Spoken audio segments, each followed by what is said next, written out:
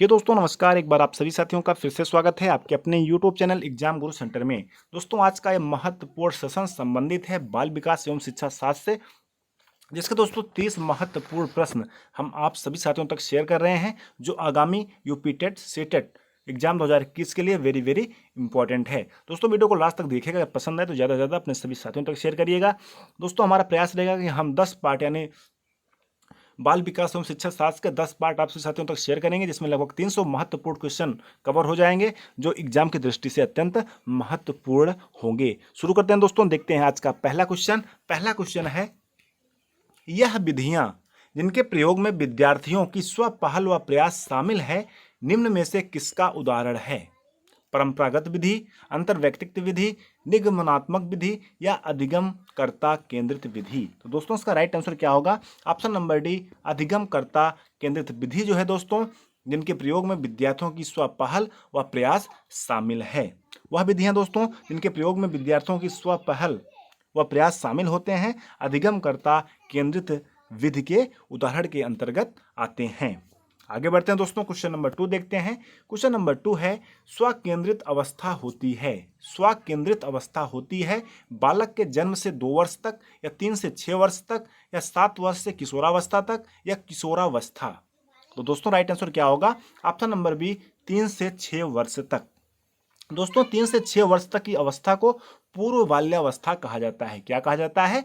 पूर्व बाल्यावस्था कहा जाता है। इस अवस्था में बालक अपने सुखों की प्राप्ति हेतु तत्पर रहता है, इसलिए ही इस अवस्था को स्वकेंद्रित अवस्था कहा जाता है। इंपॉर्टेंट है। आगे बढ़ते हैं, क्वेश्चन नंबर 3 देखते हैं। क्वेश्चन नंबर 3 देखते हैं, क्या है? प्रतिभाशाली विद्यार्थी स्वभाव के अंतर्मुखी होते हैं, अपनी आवश्यकताओं को दृढ़तापूर्वक नहीं कह पाते, अपने निर्णयों में आत्मनिर्भर होते हैं, या शिक्षकों से स्वतंत्र होते हैं? तो दोस्तों इसका राइट आंसर क्या होगा? ऑप्शन नंबर सी, अपने निर्णयों में आत्मनिर्भर होते हैं। दोस्तों मनोवैज्ञानिक टारेंस के अनुसार जो प्रतिभाशाली विद्यार्थी या बालक जो का मानव व्यवहार के प्रति क्षेत्र में ऐसा उत्तम निष्पादन करता है जो समाज के लिए महत्वपूर्ण होता है, ऐसे बालक औसत बालकों की तुलना में व्यक्तिगत समस्याओं का समाधान करने में अधिक सक्षम होते हैं। यानी ऑप्शन नंबर सी दोस्तों इसका राइट आंसर होगा। क्वेश्चन नंबर 4 देखते हैं, निम्नलिखित में से कौन मानव विकास का सही क्रम है? निम्नलिखित में से कौन मानव विकास का सही क्रम है? तो दोस्तों इसका राइट आंसर क्या होगा? ऑप्शन नंबर बी, शैशवावस्था, बाल्यावस्था, किशोरावस्था और प्रौढ़ावस्था। दोस्तों मानव विकास की जो अवस्थाओं का सही क्रम है वो है शैशवावस्था 5 वर्ष तक, प्रौढ़ावस्था जो 6 से 12 वर्ष तक होता है, सॉरी दोस्तों, बाल्यावस्था जो 6 से 12 वर्ष तक होता है, और किशोरावस्था जो होता है वो 13 से 19 वर्ष तक होता है, और जो प्रौढ़ावस्था होता है वो 19 वर्ष के ऊपर होता है। इस प्रकार से ऑप्शन नंबर बी इसका राइट आंसर होगा। क्वेश्चन नंबर 5 देखते हैं, अभिवृद्धि की प्रक्रिया आरंभ होती है दोस्तों। ऑप्शन नंबर ए है, गर्भाधान से, जन्म से, 3 वर्ष में, या 7 वर्ष से? तो दोस्तों इसका राइट आंसर क्या होगा? ऑप्शन नंबर ए, गर्भाधान से। व्यक्ति के दोस्तों स्वाभाविक विकास को अभिवृद्धि कहते हैं। जो व्यक्ति का स्वाभाविक विकास होता है वह क्या कहलाता है? अभिवृद्धि कहलाता है। गर्भाशय में भ्रूण बनने के पश्चात जन्म होते समय तक उसमें जो प्रगतिशील परिवर्तन होते हैं वह क्या है? अभिवृद्धि है। इसके अतिरिक्त जन्मोपरांत से प्रौढ़ावस्था तक व्यक्ति में स्वाभाविक रूप से होने वाले परिवर्तन जो अधिगम अथवा प्रशिक्षण आदि से प्रभावित नहीं होते और ऊर्ध्ववर्ती होते हैं, वो भी अभिवृद्धि है। यानी ऑप्शन नंबर ए इसका राइट आंसर होगा। क्वेश्चन नंबर अगला देखते हैं दोस्तों 6, फ्रोवेल ने निम्न में से किस खेल पर प्रमुख बल दिया? फ्रोवेल ने निम्न में से किस खेल पर प्रमुख बल दिया? गेंद का खेल, ब्लॉक का खेल, आकृतियों का खेल, या उपयुक्त सभी? तो दोस्तों इसका राइट आंसर क्या होगा? ऑप्शन नंबर डी, उपयुक्त सभी।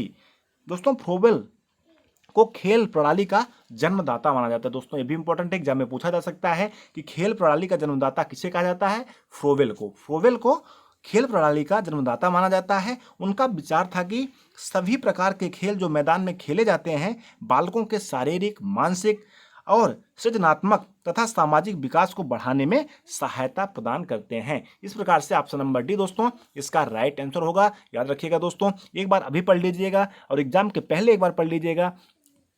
हमें उम्मीद है आप सभी साथियों को ये प्रश्न एग्जाम में देखने को अवश्य मिलेंगे। आगे देखते हैं दोस्तों क्वेश्चन नंबर 7। क्वेश्चन नंबर 7 है संज्ञानात्मक विकास का अर्थ है। इंपॉर्टेंट है, संज्ञानात्मक विकास का अर्थ है। ऑप्शन ए है अभियोग्यता का विकास, बच्चे का विकास, शारीरिक कौशल का विकास या व्यक्तिगत विकास। तो दोस्तों इसका राइट आंसर क्या होगा? ऑप्शन नंबर ए अभियोग्यता का विकास।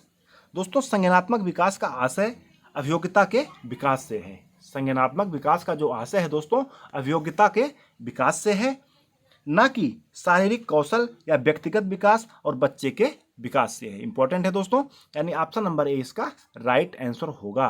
क्वेश्चन नंबर 8 देखते हैं, निम्नलिखित में से कौन सा कथन सतत व व्यापक मूल्यांकन के लिए सही नहीं है?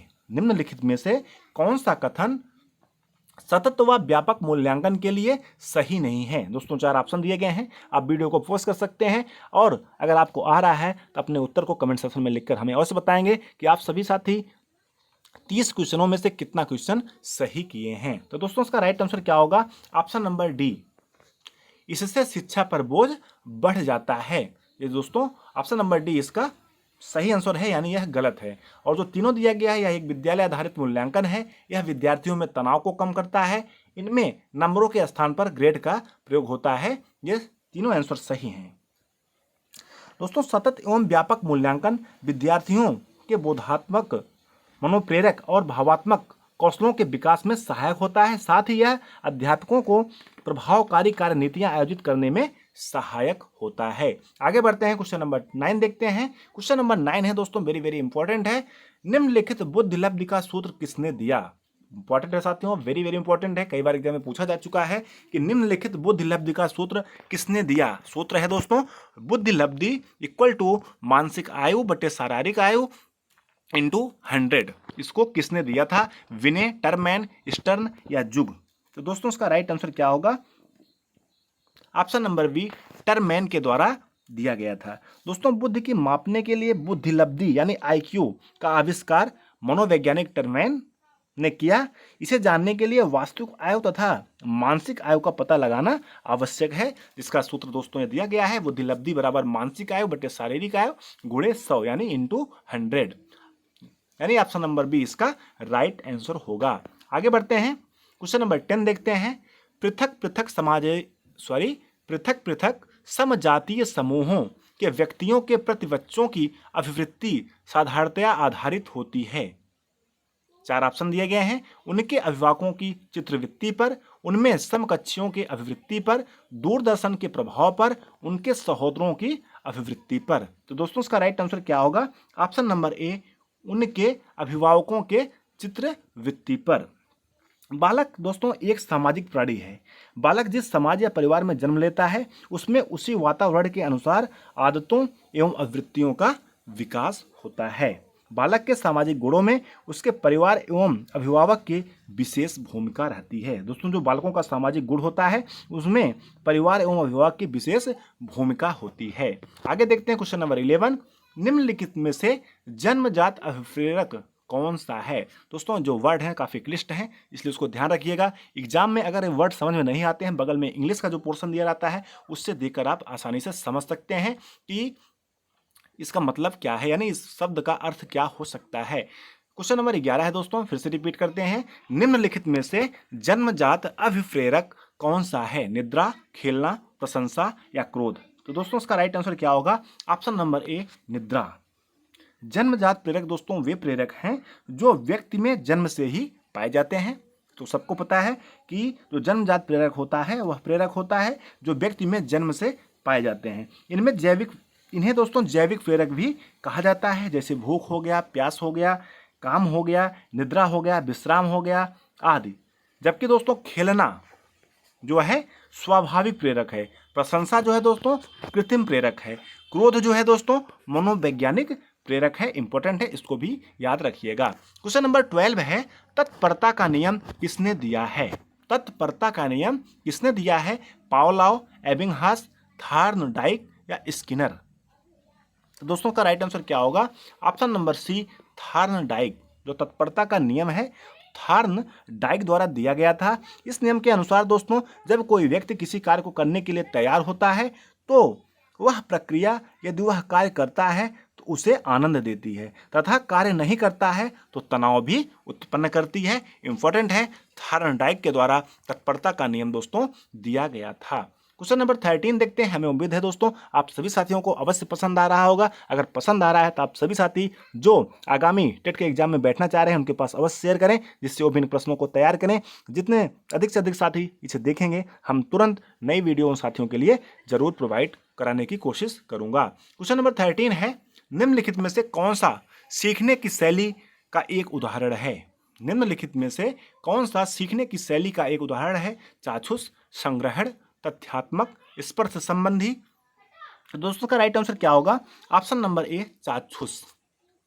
चाक्षुष सीखने की शैली का दोस्तों एक महत्वपूर्ण उदाहरण है। क्वेश्चन नंबर 14 है, शिक्षण अधिगम प्रक्रिया को प्रारंभ करने से पहले एक कुशल अध्यापक को क्या करना चाहिए? शिक्षण अधिगम प्रक्रिया को प्रारंभ करने से पहले एक कुशल अध्यापक को क्या करना चाहिए दोस्तों? ऑप्शन नंबर ए दिया गया है, छात्रों को दंडित करना चाहिए। ऑप्शन नंबर बी है, चुटकुले सुनाने चाहिए। ऑप्शन नंबर सी है, अधिगम परिस्थितियां उत्पन्न करनी चाहिए। ऑप्शन नंबर डी है, आराम करना चाहिए। तो दोस्तों इसका राइट आंसर क्या होगा? ऑप्शन नंबर सी, यानी अधिगम परिस्थितियां उत्पन्न करनी चाहिए। दोस्तों, शिक्षण अधिगम प्रक्रिया को प्रारंभ करने से पहले एक कुशल अध्यापक को अधिगम के लिए उपयुक्त परिस्थितियां उत्पन्न करनी चाहिए, जिससे कि सीखने की दशाओं में परिवर्तन होने के साथ साथ अधिगम हेतु परिपक्वता पर भी ध्यान दिया जा सके। इंपॉर्टेंट है, याद रखिएगा। क्वेश्चन नंबर 15 देखते हैं। वाइगोत्स्की ने बाल विकास के बारे में कहा है कि यह संस्कारों की आनुवंशिकी के कारण होता है, या यह सामाजिक अंतरक्रियाओं का उत्पाद है, या अनौपचारिक शिक्षा का उत्पाद है? तो दोस्तों इसका राइट आंसर क्या होगा? ऑप्शन नंबर बी, यह सामाजिक अंतरक्रियाओं का उत्पाद क्या है दोस्तों? उत्पाद है। दोस्तों, बाल विकास के संदर्भ में वाइगोत्स्की के अनुसार यह सामाजिक अंतरक्रियाओं का उत्पाद है। सही आंसर होगा, यानी ऑप्शन नंबर बी इसका राइट आंसर होगा। आगे देखते हैं दोस्तों, क्वेश्चन नंबर 16, शैशवावस्था के लिए उत्तम शिक्षण विधि है। शैशवावस्था के लिए उत्तम शिक्षण विधि है मॉन्टेसरी विधि, खेल विधि, किंडरगार्टन विधि, या उपयुक्त सभी? शैशवावस्था के लिए दोस्तों उत्तम शिक्षण की विधि क्या है? कौन सा ऑप्शन सही होगा? ऑप्शन नंबर डी, उपयुक्त सभी, यानी मॉन्टेसरी विधि भी इंपॉर्टेंट है, खेल विधि भी, और किंडरगार्टन विधि भी। दोस्तों, 5 वर्ष तक की अवस्था शरीर और मस्तिष्क के लिए बड़ी ग्रहणशील होती है। जो 5 वर्ष यानी 5 वर्ष की जो अवस्था होती है वह शरीर और मस्तिष्क के लिए बड़ी ग्रहणशील होती है। इस अवस्था में मॉन्टेसरी विधि हो गया, आपका खेल विधि हो गया, किंडरगार्टन विधि हो गया, यह बच्चों के विकास हेतु उपयुक्त शिक्षण विधि है। आगे बढ़ते हैं, क्वेश्चन नंबर 17 देखते हैं। क्वेश्चन नंबर 17 है, आप एक अति सक्रिय बालक को कैसे सही दिशा में लाएंगे? एक अति सक्रिय बालक को कैसे सही दिशा में लाएंगे दोस्तों? तो इसका राइट आंसर क्या होगा? ऑप्शन नंबर सी, उसे श्यामपट्ट आदि साफ करने का काम देंगे। उसे श्यामपट्ट आदि साफ करने का काम देंगे, इसका राइट आंसर होगा। दोस्तों, कक्षा में एक अति सक्रिय बालक पर अनुशासन रखने एवं सही निर्देशन के लिए उसे कक्षा से संबंधित विभिन्न कार्यों का नेतृत्व करने के लिए प्रेरित करना चाहिए। इस प्रकार के छात्रों को कक्षा नायक भी बनाया जा सकता है, और कक्षा संबंधित विभिन्न कार्यों से बालक व्यस्त रहेगा और वह अनुचित कार्यों से दूर रहेगा। आगे बढ़ते हैं, क्वेश्चन नंबर 18 देखते हैं। एक शिक्षिका का भावनात्मक बुद्धि लाभांक ऊंचा है। एक शिक्षिका का भावनात्मक बुद्धि लाभांक ऊंचा है, इसका तात्पर्य है कि वह उच्च बुद्धि वाली है, या वह उच्च अनुशासन प्रिय है, या वह हास्य परिहास वाली है, या वह संतुलित व्यवहार रखती है। कौन सा आंसर सही होगा दोस्तों? ऑप्शन नंबर डी, वह जो है संतुलित व्यवहार रखती है। यदि किसी व्यक्ति का दोस्तों भावनात्मक बुद्धि लब्धांक ऊंचा है तो उससे यानी तो उसमें जो है दोस्तों संतुलित व्यवहार करने का गुण पाया जाता है, यानी ऑप्शन नंबर डी इसका राइट आंसर होगा। नेक्स्ट क्वेश्चन देखते हैं, क्वेश्चन नंबर 19। एक बच्चे की बुद्धि और विकास के अध्ययन की सर्वाधिक अच्छी विधि कौन सी है? एक बच्चे की बुद्धि और विकास के अध्ययन की सर्वाधिक अच्छी विधि कौन सी है? मनोविश्लेषण विधि, तुलनात्मक विधि, या विकासीय विधि, या सांख्यिकी विधि? तो दोस्तों राइट आंसर क्या होगा? ऑप्शन नंबर सी विकासीय विधि। एक बच्चे की बुद्धि और विकास के अध्ययन की सर्वाधिक अच्छी विधि दोस्तों जो होती है, क्या होती है? विकासीय विधि होती है।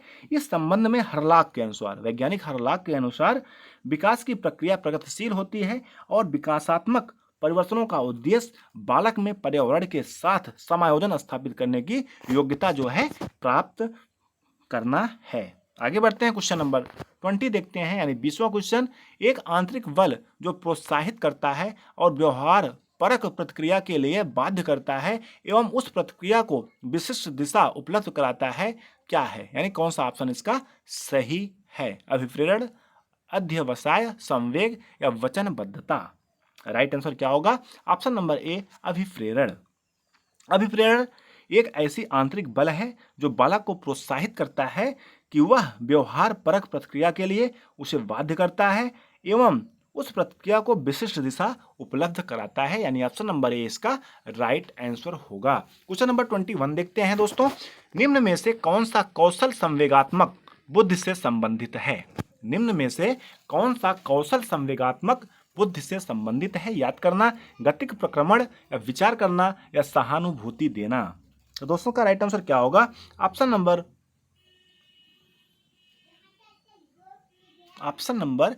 कौन सा सही होगा दोस्तों? निम्न में से कौन सा कौशल संवेगात्मक बुद्धि से संबंधित है? याद करना, गतिक प्रक्रमण, विचार करना, या सहानुभूति देना? तो दोस्तों इसका राइट आंसर क्या होगा? ऑप्शन नंबर डी सहानुभूति देना। आगे बढ़ते हैं, क्वेश्चन नंबर 22 देखते हैं। साधारणतः व्यक्तित्व कितने प्रकार के होते हैं दोस्तों? वेरी वेरी इंपॉर्टेंट है। साधारणतः व्यक्तित्व जो है दोस्तों कितने प्रकार के होते हैं? 2, 3, 4 और 5। 2, 3, 4 और 5। दोस्तों इसका राइट आंसर क्या होगा? Option number A 2। साधारणतः व्यक्तित्व जो है दोस्तों कितने प्रकार के होते हैं? 2 प्रकार के होते हैं। कौन कौन से होते हैं? अंतर्मुखी व्यक्तित्व और बहिर्मुखी व्यक्तित्व। 2 प्रकार के साधारणतः व्यक्तित्व होते हैं। पहला होता है अंतर्मुखी व्यक्तित्व, दूसरा होता है बहिर्मुखी व्यक्तित्व। आगे बढ़ते हैं, क्वेश्चन नंबर 23 देखते हैं। शिक्षा के सामाजिक उद्देश्य का आधार है। शिक्षा के सामाजिक उद्देश्य का आधार है सामाजिक विचारधारा, सामाजिक विकास के लिए शिक्षा, व्यक्ति की उपेक्षा, या व्यक्ति एवं समाज का सर्वांगीण? राइट आंसर क्या होगा? ऑप्शन नंबर डी व्यक्ति एवं समाज का सर्वांगीण। दोस्तों सामाजिक उद्देश्य में व्यक्ति का व्यक्ति से, व्यक्ति का समूह या समुदाय से, व्यक्ति का विभिन्न समुदायों से स्वस्थ संबंध स्थापित करना है। आगे बढ़ते हैं, क्वेश्चन नंबर 24 देखते हैं। बच्चों के बौद्धिक विकास के 4 सुस्पष्ट स्तरों को पहचाना गया था। किसके द्वारा? कोहलबर्ग के द्वारा, एरिक्सन द्वारा, स्किनर द्वारा, या पियाजे द्वारा? तो दोस्तों राइट आंसर क्या होगा? ऑप्शन नंबर डी पियाजे द्वारा। पियाजे द्वारा बच्चों में बौद्धिक विकास के 4 स्तरों की पहचान की थी एवं उन्हें वर्गीकृत किया था, यानी ऑप्शन नंबर डी इसका राइट आंसर होगा। नेक्स्ट क्वेश्चन देखते हैं 25। नई तरह की शिक्षा व्यवस्था, यथा मुक्त शिक्षा, पत्राचार पाठ्यक्रम आदि का औचित्य है? 4 ऑप्शन दिए गए हैं। वीडियो को पॉज करके ऑप्शनों को पढ़ें और सही उत्तर कमेंट सेक्शन में लिखकर अवश्य बताएं। तो राइट आंसर क्या होगा दोस्तों? ऑप्शन नंबर सी शैक्षिक अवसरों की समानता बढ़ाने की दृष्टि से। दूरस्थ शिक्षा और पत्राचार शिक्षा के नानौपचारिक अभिकरण हैं। इस तरह की व्यवस्था में स्थान समय की बाध्यता नहीं रहती है। यह संविधान में निहित शैक्षिक अवसरों की समानता को बढ़ाने में सहायता करता है, यानी ऑप्शन नंबर सी इसका राइट आंसर होगा। आगे बढ़ते हैं 26 क्वेश्चन नंबर देखते हैं। एल्बर्ट वेंड्यूरा के सामाजिक अधिगम सिद्धांत के अनुसार निम्न में से कौन सा कथन सही है? वैज्ञानिक है दोस्तों। एल्बर्ट वेंड्यूरा के सामाजिक अधिगम के सिद्धांत के अनुसार निम्न में से कौन सा कथन सही है? तो ऑप्शन नंबर बी बच्चों के सीखने के लिए प्रतिरूपण यानी मॉडलिंग एक मुख्य तरीका है। इंपॉर्टेंट है दोस्तों। बच्चों के सीखने के लिए प्रतिरूपण जो है यानी मॉडलिंग जो है दोस्तों एक मुख्य तरीका है, यानी ऑप्शन नंबर बी इसका राइट आंसर होगा। दोस्तों एल्बर्ट बेंड्यूरा के सामाजिक अधिगम सिद्धांत के अनुसार बच्चों के सीखने के लिए प्रतिरूपण एक मुख्य तरीका है। जैसे दोस्तों कोई बालक अपने उन चहेते अभिनेताओं के व्यवहार को अपने व्यवहार में शामिल कर लेता है जैसा उन्हें वह टेलीविजन या चलचित्र आदि में करते हुए देखता है। आगे बढ़ते हैं, क्वेश्चन नंबर 27 देखते हैं। दर्शन का अभिप्राय है, दर्शन का अभिप्राय है अवलोकन करना, देखना या चिंतन करना या सत्य की खोज करना। दर्शन का अभिप्राय क्या है दोस्तों? अवलोकन करना, देखना या चिंतन करना या सत्य की खोज करना। तो दोस्तों इसका राइट आंसर क्या होगा? ऑप्शन नंबर बी देखना।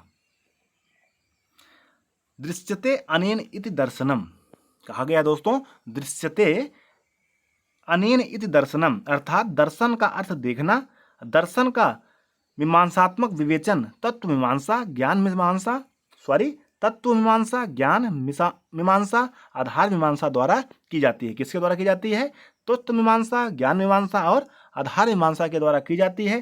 तत्व मीमांसा का प्रतिपादन किसने किया था? प्लेटो ने किया था। दोस्तों ये भी इंपॉर्टेंट है, जो तत्व मीमांसा है उसका प्रतिपादन किसने किया था? प्लेटो ने किया था। आगे बढ़ते हैं, 28 क्वेश्चन नंबर देखते हैं। वुडवर्थ के अनुसार स्मृति के घटक हैं। वुडवर्थ के अनुसार स्मृति के घटक हैं। 4 ऑप्शन दिए गए हैं। सीखना, धारण, पुनः स्मरण एवं पहचान, या लिखना, पढ़ना, समझना एवं प्रयोग, या पढ़ना, लिखना, रटना एवं स्वाध्याय, या उपयुक्त में से कोई नहीं। दोस्तों इसका राइट आंसर क्या होगा? ऑप्शन नंबर ए सीखना, धारण, पुनः स्मरण एवं पहचान। वुडवर्थ के अनुसार स्मृति के ये 1 2 3 4 यानी ये 4 घटक हैं। आगे बढ़ते हैं, क्वेश्चन नंबर 29 देखते हैं। व्यक्तिगत विभिन्नता का कारण है, व्यक्तिगत विभिन्नता का कारण है वंशानुक्रम, आयु और बुद्धि, शैक्षिक और आर्थिक स्तर, उपयुक्त सभी। तो दोस्तों इसका राइट आंसर क्या होगा? ऑप्शन नंबर डी उपयुक्त सभी। व्यक्तिगत भिन्नता का कारण दोस्तों मुख्यतः वंशानुक्रम एवं वातावरण, लेकिन इसके अलावा आयु, शैक्षिक एवं आर्थिक, सामाजिक स्तर, बुद्धि आदि है। इंपॉर्टेंट है दोस्तों, याद रखिएगा। आगे बढ़ते हैं, इस महत्वपूर्ण सेशन का दोस्तों लास्ट क्वेश्चन देखते हैं 30 नंबर का, यानी 30वां। निम्नलिखित में से कौन सा आलोचनात्मक दृष्टिकोण बहुबुद्धि सिद्धांत यानी थियरी ऑफ मल्टीपल इंटेलिजेंस से संबंध नहीं है? 4 ऑप्शन दिए गए हैं। यह शोधाधारित नहीं है। ऑप्शन नंबर बी है विभिन्न बुद्धियां भिन्न भिन्न विद्यार्थियों के लिए विभिन्न पद्धतियों की मांग करती हैं। ऑप्शन नंबर सी है प्रतिभाशाली विद्यार्थियों प्रायः एक क्षेत्र में ही अपनी विशिष्टता प्रदर्शित करते हैं। ऑप्शन नंबर डी है इसका कोई अनुभवात्मक आधार नहीं है। तो राइट आंसर क्या होगा? ऑप्शन नंबर सी प्रतिभाशाली विद्यार्थी प्रायः एक क्षेत्र में ही अपनी विशिष्टता प्रदर्शित करते हैं। वेरी वेरी इंपॉर्टेंट है दोस्तों, यानी ऑप्शन नंबर सी इसका राइट आंसर होगा। दोस्तों इस प्रकार से आज का अपना जो पहला पार्ट हमने स्टार्ट किया है, हमें उम्मीद है आप सभी साथियों को अवश्य पसंद आएगा। अगर कहीं कोई गलती होती है दोस्तों कमेंट सेक्शन में लिखकर अवश्य बताएं, उसे जरूर सुधार किया जाएगा। दोस्तों आप सभी साथियों को जैसा सपोर्ट रहेगा, अब हम लगातार आप सभी साथियों तक कम से कम 10 पार्ट बाल विकास एवं शिक्षा शास्त्र, उसके बाद हिंदी, उसके बाद जीके, यानी सभी टॉपिक एग्जाम के पहले तक कवर करने का प्रयास करेंगे। सारे बहुविकल्पीय प्रश्न कराएंगे, आप सभी साथी उसे देख के जाएंगे। अवश्य एग्जाम में उनमें से प्रश्न देखने को आप सभी साथियों को मिलेगा। ठीक है दोस्तों, एग्जाम गुरु सेंटर परिवार से जुड़ने के लिए बहुत बहुत धन्यवाद। आप सभी साथी देखें और ज़्यादा से ज़्यादा अपने सभी साथियों तक शेयर करें, जिससे वो विभिन्न प्रश्नों को अच्छे से तैयार करके एग्जाम में अच्छे नंबर ला सकें। ठीक है दोस्तों, मिलते हैं नेक्स्ट वीडियो में, तब तक के लिए धन्यवाद। जय हिंद।